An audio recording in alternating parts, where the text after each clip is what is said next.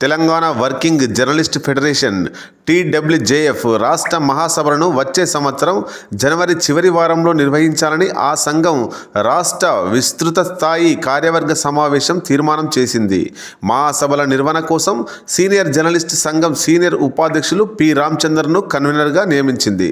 మరో 23 మందితో అడహక్ కమిటీని ఏర్పాటు చేసింది.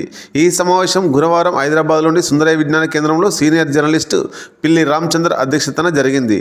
ఇందులో సంఘం రాష్ట్ర ప్రధాన కార్యదర్శి బి పున్నయ్య, ఉపాధ్యక్షులు, కార్యదర్శులు, అట్లాగే ఆఫీస్ బేరర్లు, కార్యవర్గ సభ్యులు, 33 జిల్లాలకు చెందిన అధ్యక్ష కార్యదర్శులు, state council, national council, accreditation committee ప్రతినిధులు తదితరులు పాల్గొన్నారు.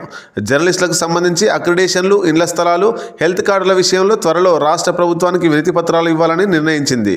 మామిడి సోమయ్య, బండి విజయ్ కుమార్, వల్లాల జగన్, తన్నీరు శ్రీనివాస్, కూడితూడి బాపురావు ప్రాథమిక సభ్యత్వాన్ని రద్దు చేయడంతో పాటు సంఘం నుంచి శాశ్వతంగా బహిష్కరిస్తూ రాష్ట్ర కార్యవర్గ సమావేశం చేసిన తీర్మానాన్ని విస్తృత స్థాయి సమావేశం ఏకగ్రీవంగా ఆమోదించింది.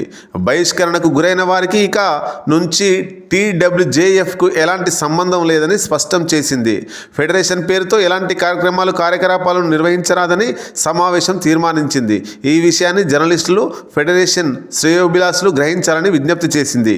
ఏకపక్షంగా సోమయ్య చేసిన జిల్లా కమిటీలను రద్దు చేస్తున్నట్లు విస్తృత కార్యవర్గం ప్రకటించింది.